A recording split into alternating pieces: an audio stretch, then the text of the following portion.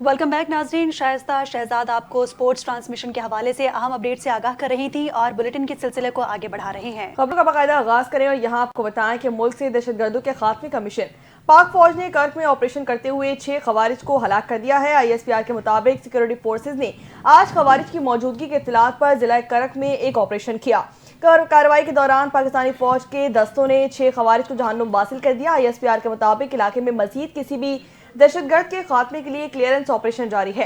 पाकिस्तान के security forces मुल्क से दहशतगर्दी के खात्मे के लिए मुकम्मल तौर पर पुरअज़म हैं। सदर मुमलिकत आसिफ अली जरदारी, वज़ीर आज़म शहबाज शरीफ, वफाकी वज़ीर दाखिला मोहसिन नकवी का करक में कामयाब ऑपरेशन पर सिक्योरिटी फोर्सेज को खराज तहसीन।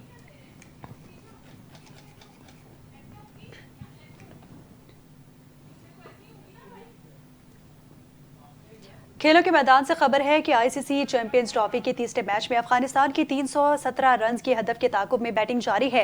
जनूबी अफ्रीका ने टॉस जीतकर पहले बैटिंग का फैसला किया है। जनूबी अफ्रीका ने मुकर्ररा 50 ओवर्स में 6 विकेटों के नुकसान पर 315 रन स्कोर किए। जनूबी अफ्रीका की जानिब से रियान रिकल्टन ने शानदार सेंचुरी स्कोर की और 116 रन बनाकर टॉप स्कोरर रहे।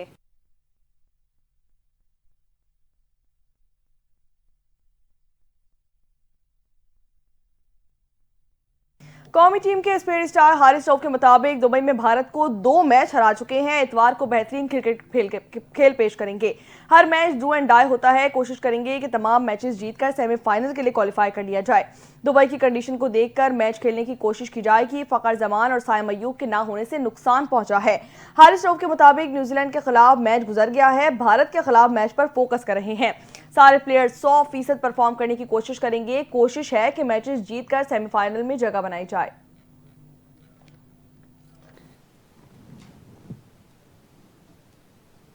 वजीर आजम शहबाज शरीफ ने इंसाफ की बरवक्त फराहमी के लिए अदालत के नए case assignment and management system का इफ्तिताह कर दिया। वजीर आजम ने बेहतरीन कारकर्दगी पर अफसरान में तारीफी असनाद भी तकसीम की।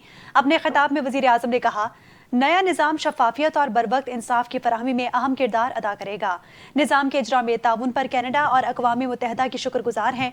मुकदमात की तफवीज़ और इंतज़ाम का जदीद निज़ाम वक्त का तकाजा था। पाकिस्तान और दुनिया भर में साइलिन और दरख्वास्त गुजार शफाफ और तेज तर इंसाफ के ख्वाह हैं। शहबाज शरीफ ने कहा कि FPR में ट्रैक एंड ट्रेस सिस्टम मुतारिफ कराने का मकसद वाजिबुल अदा टैक्स के हुसूल था और बदकिस्मती से माजी में ट्रैक एंड ट्रेस सिस्टम के इस्तेमाल दुरुस्त अंदाज में नहीं किए गए।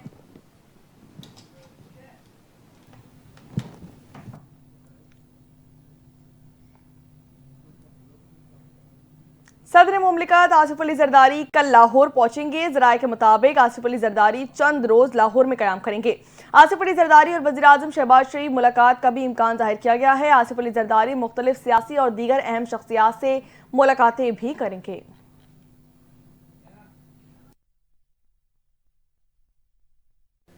पाकिस्तान जमहूरियत के बगैर नहीं रह सकता। मुल्की फैसले वो कर रहे हैं जो नुमाइंदे नहीं है। हमारा पार्लिमान रात के अंधेरे में कानून बनाता है।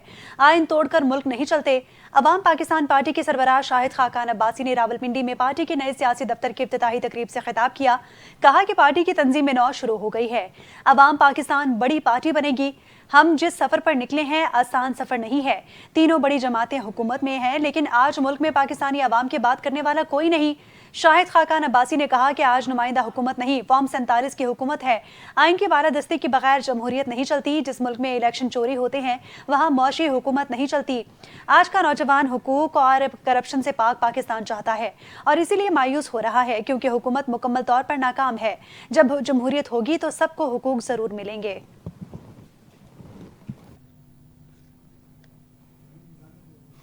अपोजिशन रहनुमाओं की chief justice of Pakistan Yahya Afridi से मुलाकात का अलामिया जारी कर दिया गया। पाकिस्तान तहरीक इंसाफ ने शिकवे शिकायतों के अंबार लगा दिए। जराये के मुताबिक अपोजिशन अरकान की मुलाकात चीफ जस्टिस के घर पर हुई। अपोजिशन अरकान की चीफ जस्टिस याया अफरीदी से मुलाकात तकरीबन 1 घंटे तक जारी रही। पाकिस्तान तहरीक इंसाफ वफ़द ने चीफ जस्टिस ऑफ पाकिस्तान से मुलाकात के बाद मीडिया से गुफ्तगू की। उमर अयूब ने कहा कि हमारी chief justice of Pakistan Yahya Afridi से मुलाकात हुई। गुज़िश्ता जेल ट्रायल में बानी PTI से चीफ जस्टिस से मुलाकात की इजाजत ली गई है। उन्होंने कहा कि मुलाकात में चीफ जस्टिस के सामने बानी PTI के केसेस पर बातचीत की गई। बानी PTI और बुशरा बीबी के केसेस की तारीख तब्दील हो जाती है। उमर अयूब का मजीद कहना था कि अदालती हुक्म के बावजूद मुलाकात का वक्त तब्दील किया जाता है। चीफ जस्टिस ऑफ पाकिस्तान को बताया गया कि वकला को बानी PTI से मिलने नहीं दिया जाता। चेयरमैन पाकिस्तान तहरीक इंसाफ बैरिस्टर गौहर ने कहा कि हमने तमाम दरपेश मसाइल से चीफ जस्टिस ऑफ पाकिस्तान को आगाह कर दिया है। बानी पीटीआई और बुशरा बीबी से इम्तियाजी सलूक किया जा रहा है।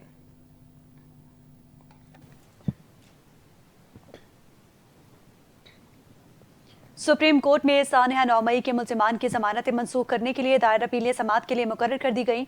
चीफ जस्टिस की सरबराही में 3 रुकनी बेंच 27 फरवरी को समाअत करेगा। जस्टिस शफी सिद्दीकी और जस्टिस गुल हसन औरंगजेब बेंच का हिस्सा होंगे। जमानतें मंसूखी करने के लिए पंजाब हुकूमत ने अदालत से रुजू कर रखा है। सानिया 9 मई बानी पीटीआई की जमानत कबल इस गिरफ्तारी बहाल करने के खिलाफ अपील, जबकि बानी पीटीआई का जिस्मानी रिमांड कलअदम करार देने के खिलाफ अपीलें भी समाअत के लिए मुकर्रर हैं। चीफ जस्टिस याहिया आफरीदी की सरबराही में 3 रुकनी बेंच 27 फरवरी को समाअत करेगा। जस्टिस शफी सिद्दीकी और जस्टिस गुल हसन औरंगजेब बेंच में शामिल होंगे।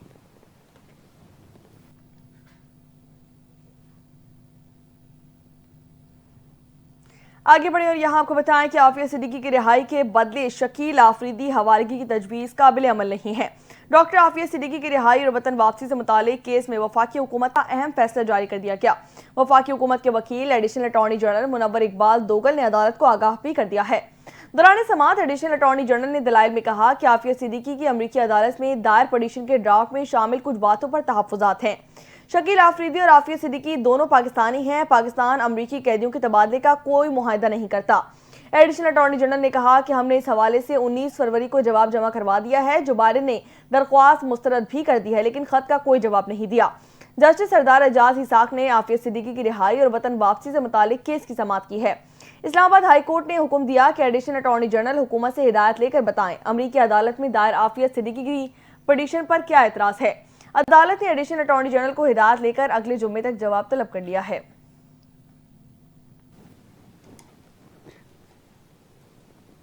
आगे बढ़ते हुए आपको बताएं कि दोस्त के हाथों अगवा के बाद कत्ल किए जाने वाले नौजवान मुस्तफ़ा आमिर की कब्र कुशाई के बाद नमूने हासिल कर लिए गए। अदालती अहकामात के बाद डॉक्टर समिया सैयद की सरबराही और मजिस्ट्रेट की ज़ेर निगरानी मुस्तफ़ा आमिर की कब्र कुशाई की गई और नमूने हासिल कर लिए गए हैं। कब्र कुशाई के मौके पर जुडिशल मजिस्ट्रेट, पुलिस सर्जन और AVCC हुक्काम भी मौजूद थे, जबकि नमूने हासिल करने के बाद लाश को सर्द खाने मुंतकिल कर दिया गया है। तफ्तीशी हुक्काम का कहना है कि DNA रिपोर्ट के बाद लाश को लवाहिकीन के हवाले किया जाएगा। Police surgeon doctor Samiya Syed ने बताया कि DNA के बाद नमूने लिए गए हैं। लाश बहुत ज़्यादा जली हुई है, इसलिए वजह मौत का तयन नहीं हो सकेगा। नमूने लेने के लिए भी बहुत ज़्यादा मुश्किल हुई, ताहम 3 से 7 दिन में DNA की रिपोर्ट आ जाएगी।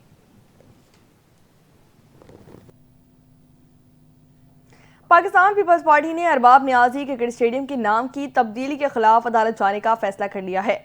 MPF अरबाब जरक खान ने इस फैसले को बदियती पर मबनी करार देते हुए शदीद मजम्मत की। अरबाब का कहना था कि खैबर पख्तूनख्वा हुकूमत 11 साल इक़्तिदार में अवाम को एक भी नया मंसूबा देने में नाकाम रही है और अब स्टेडियम के नाम की तब्दीली जैसे गैर ज़रूरी इक़दाम किए जा रहे हैं। उन्होंने मजीद कहा कि गैर कानूनी और बदनीयती पर मबनी फैसले को अदालत में चैलेंज किया जाएगा ताकि स्टेडियम का असल नाम बरकरार रखा जाए।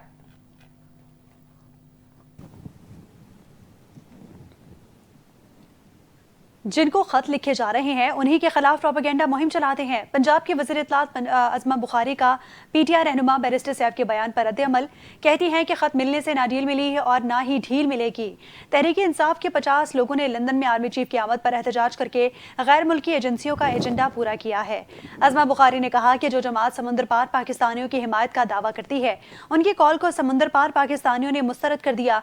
नवाज शरीफ और मरीम नवाज पर बात किए बगैर आज भी तहरीक फसाद की सियासत नामुकम्मल है। पंजाब हुकूमत ने बानी PTI से मुलाकातों पर कोई पाबंदी नहीं लगाई। बानी PTI की फैमिली, उनके वकला और पार्टी रहनुमा मामूल के मुताबिक उनसे मुलाकातें कर रहे हैं। वज़ीर इत्तलात पंजाब ने मजीद कहा कि ये जेल को तफरीही पार्क समझते हैं कि जब दिल चाहे, जिसका दिल चाहे मुंह उठाकर पहुंच जाए, कोई ज़ाब्ता ना हो। जब तहरीक फसाद के पास कोई रिकॉर्ड नहीं बचता तो मजलूमियत कार्ड खेलना शुरू कर देती है।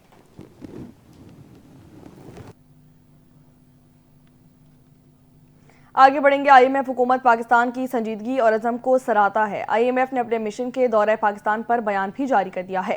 कहा कि IMF मिशन ने 6 फरवरी से 14 फरवरी तक पाकिस्तान का दौरा किया। मिशन का मकसद 6 बुनियादी रियासती उमूर, गवर्नेंस, बदउनवानी के खतरात का इब्तदाई जायजा लेना था। IMF टीम रवां साल के आखिर में मजीद मालूमात इकट्ठी करने के लिए पाकिस्तान का दौरा करेगी। IMF की टीम गवर्नेंस, शफाफियत, इक्तिसादी नताइज बेहतर बनाने के मौके तलाश करने के लिए दौरा करेगी। टीम हतमी जायजे की तैयारी में मदद हासिल करने के लिए पाकिस्तान का दौरा भी करेगी। मालियाती शोबे की निगरानी, मार्केट के जवाबित, कानून की हुक्मरानी से मुतालिक उमूर शामिल किए गए हैं। मनी लॉन्ड्रिंग और दहशतगर्दी के माली मुआवनत की इंसदाद से मुतालिक उमूर भी शामिल था। IMF टीम ने दौरे में मुतादिद स्टेक होल्डर से मुलाकात की। वफ्द ने वजारत खजाना, FBR और स्टेट बैंक के हुकाम से भी मुलाकातें की। वफ्द ने वजारत कानून और सुप्रीम कोर्ट ऑफ पाकिस्तान से मुशावरत भी की है। 2 दिहाइयों बाद वर्ल्ड बैंक के एग्जीक्यूटिव डायरेक्टर्स का दौरा पाकिस्तान। वजीर आला हाउस सिंध आमद हुई। सीनियर सूबाई वजीर शर्जील मेमन, नासिर हुसैन शाह और चीफ सेक्रेटरी सिंध ने मोअज़्ज़ज़ मेहमानों का इस्तकबाल किया। सिंध पीपल्स हाउसिंग खालिद महमूद शेख ने वर्ल्ड बैंक वफ्द को Sindh people's housing for flood affectees मंसूबे पर तफसीली ब्रीफिंग दी। वर्ल्ड बैंक वफ्द ने Sindh people's housing for flood affectees मंसूबे की कामयाबियों पर तारीफ की और एक मिसाली मंसूबा करार देते हुए आलमी सतह पर इसकी तवज्जो दिलाने की जरूरत पर जोर दिया है। वर्ल्ड बैंक वफ्द ने हुकूमत सिंध की मुआवनत पर बैंक का शुक्रिया अदा किया। शर्जील मेमन ने बिलावल भुट्टो जरदारी और वजीर आला सिंध की क़यादत में फौरी रिलीफ और बहाली के इक़दाम पर खिराज तहसीन पेश करते हुए कहा, सिंध हुकूमत ने सैलाब मुतासरीन के लिए फौरी इमदाद से लेकर पायदार रिहायशी हल तक बेहतरीन हिकमत अमली अपनाई है। चीफ सेक्रेटरी सिंध ने कहा कि वर्ल्ड बैंक को SPHF के वाटर एंड सैनिटेशन सेक्टर के लिए IDA ग्रांट फराहम करनी चाहिए।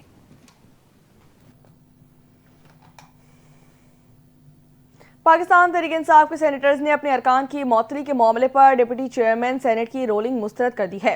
पाकिस्तान तहरीक इंसाफ ने deputy chairman senate Syedal Khan Nasir से इस्तीफे और अपोजिशन सेनेटर से माफी मांगने का मुतालबा कर दिया है।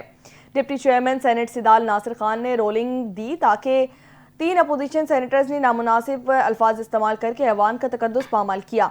इसका तर्ज अमल ऐवान के तकाज़ों के मुताबिक नहीं, मअतली और इनखला का इख्तियार करने के बावजूद मामला अपोजिशन लीडर और कायदे ऐवान पर छोड़ते हैं। सेनेटर शिबली फराज ने कहा कि deputy chairman senate Syedal Khan Nasir moderators के बजाय फरीक बन जाते हैं। जब तहरीक पर गिनती का नतीजा हुकूमत के खिलाफ आया तो वो नतीजा ही रोक दिया गया। डिप्टी चेयरमैन गिनती के नतीजे का ऐलान करें और अपने ओहदे से इस्तीफा दें। वफाकी वज़ीर कानून आज़म नज़ीर तारड़ जब तकरीर के लिए आए तो इस दौरान भी अपोजिशन अरकान की नारेबाजी जारी रही।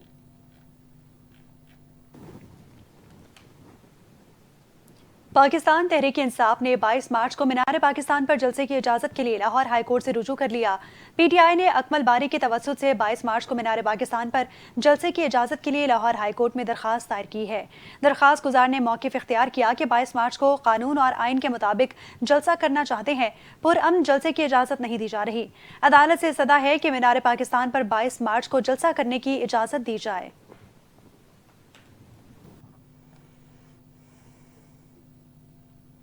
महाजिर कौमी मूवमेंट के सरबराह आफाक अहमद को 2 मुकदमात में जमानत के बाद तीसरे मुकदमे में गिरफ्तार कर लिया गया।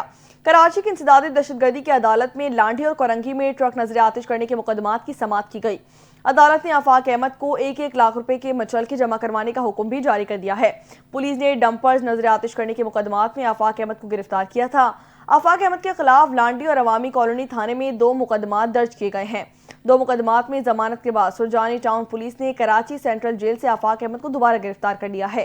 सुरजानी टाउन में नामालूम अफराद के खिलाफ गाड़ी जलाने का मुकदमा दर्ज किया गया था। आफाक अहमद के वकील ने कहा कि हम कल इस मुकदमे में भी दरख्वास्त जमानत दायर करेंगे। आफाक अहमद का FIR में नाम नहीं है।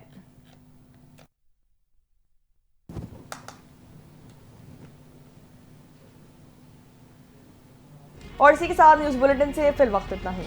मजीद खबरों और अपडेट्स के लिए देखते रहिए NTN न्यूज़।